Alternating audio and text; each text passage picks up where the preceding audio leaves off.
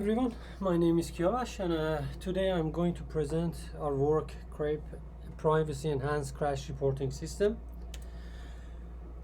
Well, a short background: since early 2000 the big companies started to migrate to and use rapid release process, which basically helps to deliver the different features and versions faster to the market. This agile process basically leaves less time for the quality testing and limits the testing only to the error prone areas. So as a result, the crashes become more and more happening, and these kind of things requires more reliance on automatic crash reportings, basically to kind of fill the gap which has happened already because of migrating and leaving less time for the testing. But such an approach is not free of cost for the users. Basically, that leaves the privacy and security burden on the user's shoulder by inevitably collecting users' data. But what is the automatic system? I believe everyone has seen one of these pop up in different forms. Most of the application, almost all of the basically big companies are using this automatic crash reporting system to collect the crash data from the client side, namely Microsoft, Apple, Google and Mozilla.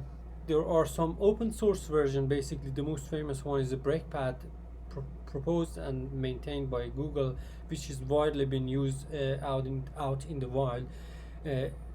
Big companies like Firefox is using it, and other gaming company are also using it. But what these tools are doing is that basically they collect runtime information from your system. They collect mini dump, which basically is the part of memory dump of your system where the crash happened, and they collect some additional information like user comments and, in case of a web browser, the visited URLs.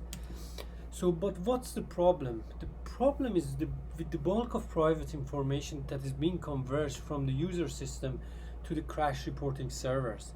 Previous studies shows a significant amount of private, personal and sensitive data, including 600 passwords, thousands of token IDs and lots of PII information.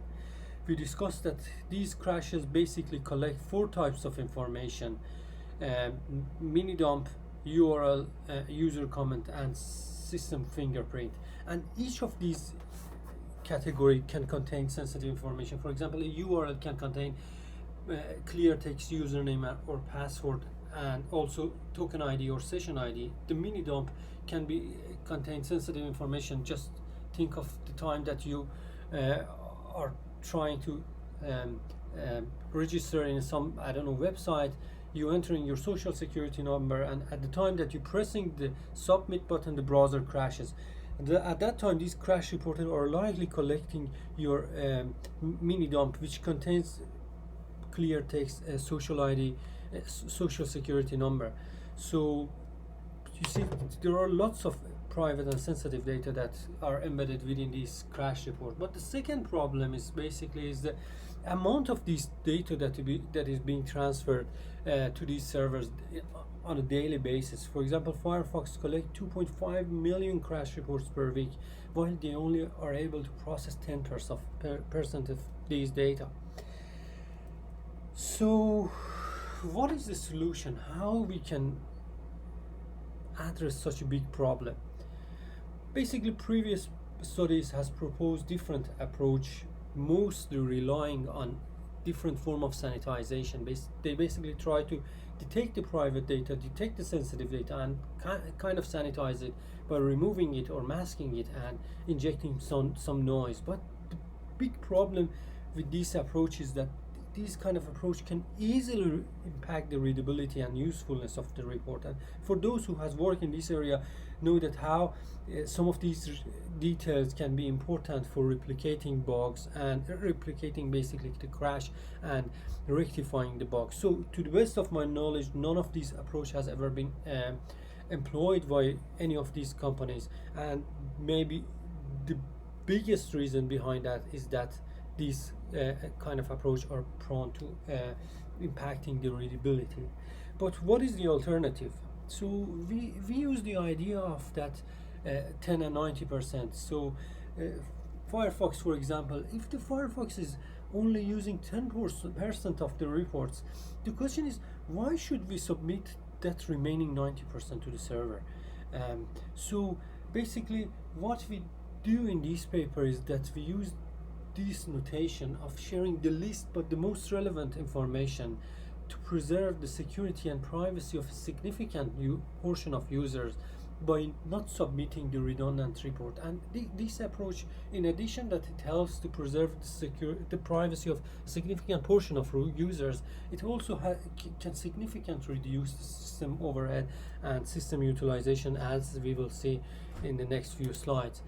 So, but what is the contribution? Basically, our first contribution is our CREPE design, which basically enables us to mitigate the risk associated with the current implementation of the crash reporting system, and we believe is a deployable system.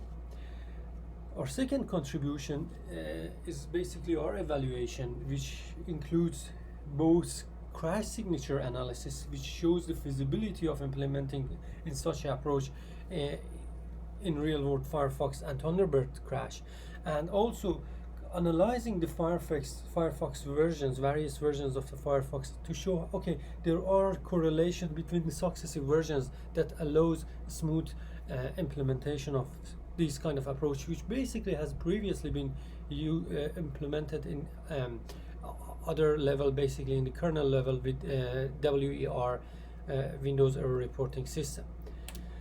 So CREPE goal, basically our CREPE goal is to propose a practically deployable system which enhances the privacy and security of a significant portion of users by returning a portion of redundant report. And the idea is to generate the same crash signature at the client like the one that is being generated at the server, and then compare those signatures against a list, which we call it saturated list, which basically conveys whether the server has received enough instances of a crash or it requires more instances from a specific crash type.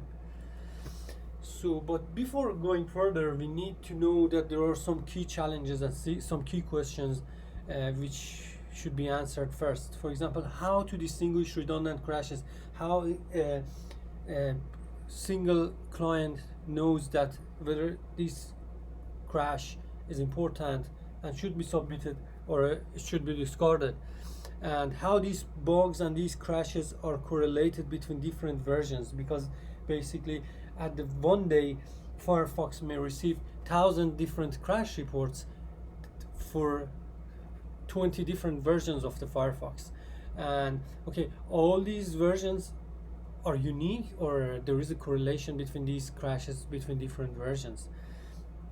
And basically how to generate the signature at the client. For generating signature at the client, the short background is that we need to have access to the memory dump, so we have to debug the crash memory dump to generate the signature. At least this is the way that current algorithm using to crash the signature. And basically, so creating crash signature for all crashes at the client is impossible.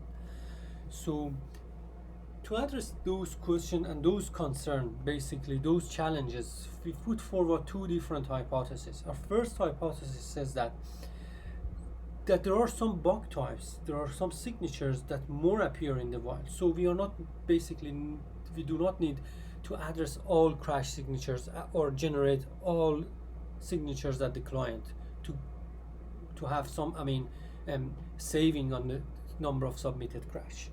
So the idea is, if we can generate signature for the top crashes, so it's good to go.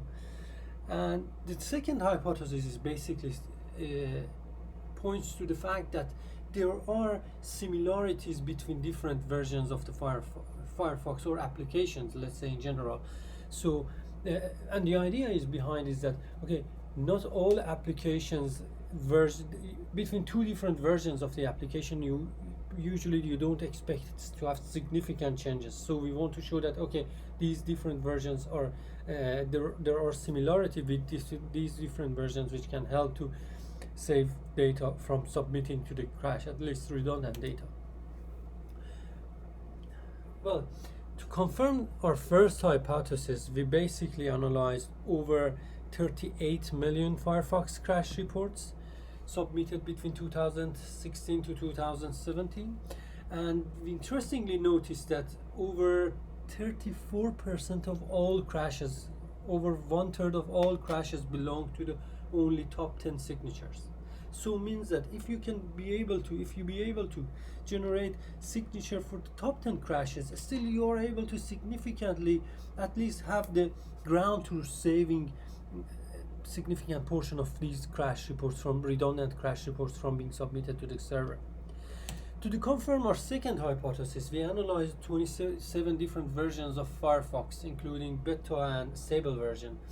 And we noticed that there are significant similarities, statistical similarity between different versions of Firefox. As you see, this heat map shows different versions, and for the top 50 signatures in the different versions, and even with the bare eye you can see there are similarities between different versions. For example, take version 55.01 and 55.02 as the two successive versions, and as you see there are significant similarity between different crashes that happened between these two versions of the Firefox. Similarly, we did the same for the Thunderbird, and we noticed a significant statistical similarity between these cases. So based on this analysis, we developed CREPE, which mainly composed of two main parts of CREPE client and CREPE server. Basically, CREPE server, similar to the current approach, is composed of a central repository which collects and processes the crashes, and based on those repository, our analyzer, and with the help of basically the developer, can decide on whether we have enough instances of a crash or not. And based on that, they can push and short update of saturated list to the client. And in the client, we have the signature database, which is basically the database of conveying SQLite database, which conveys the list of signatures which are included in the saturated list. At the same time, we use the symbol DB for the top signatures, which are required for debugging the crash and the minim dump and generating signature, and at the end comparing the signature using the sig comparison against the sigdp, and then decide whether that information should be posted to the server or not. For the CREPE implementation, basically we use a client-side debugger, a short and lightweight client-side debugger. We use an open source application. At the server side, we use basically simple SQLite database, which maintain and keep the track of crashes and post it those saturated lists to the client using post method. And here is the example of basically the result of retaining different amount of percentage of the crashes and sending different. For example, we choose 20% to an 80% threshold, which basically says keeping 20% of top crashes and submitting the remaining 80%. At the x-axis, we have that number of top crashes that we use and analyze. Okay, how much crashes we gonna save if we only debug 20 different crashes and generate signature for the top 20 crashes. You see, we will save 40% crashes if we only debug 20% crashes and keep 20% of that top 20 crashes and send the remaining. So we will have a significant savings. Same thing happens for the Thunderbird, and by, let's say, saving 50% crashes and submitting 50%, we are able to save over 70% of the data. And this threshold, even compared to what the Firefox is using to analyze the data, still is too high. One problem with this approach may cause is the load that can signature generation that the client side caused, but these tests shows that this is extremely marginal. We tested some low-end hardwares and tested on Windows and Linux, and we noticed very marginal overloads in terms of CPU and memory usage for all different platforms, which even far less for on the Linux system. Potential limitation of our works. One of the potential limitation is the current algorithm, signature generation algorithm that Firefox is using, and doesn't allow a really deep and fine-grained categorization of the signatures. Any improvement on such algorithm, but is kind of improve our approach, and it's kind of orthogonal topic subject to our work. Also, further studies can be done to analyze the impact of utilizing this approach for the Android devices. In the conclusion, as a practical approach, we show that CREPE mitigate the security and privacy risk associated with the current implementation of ACRS by reducing the number of redundant reports submitted to the server. Also, we show that CREPE significantly reduce the resource utilization of the system by not submitting redundant report. And unlike the previous approach, CREPE does not modify the crash reports and therefore has no impact on the report's readability. Thank you all. Any question?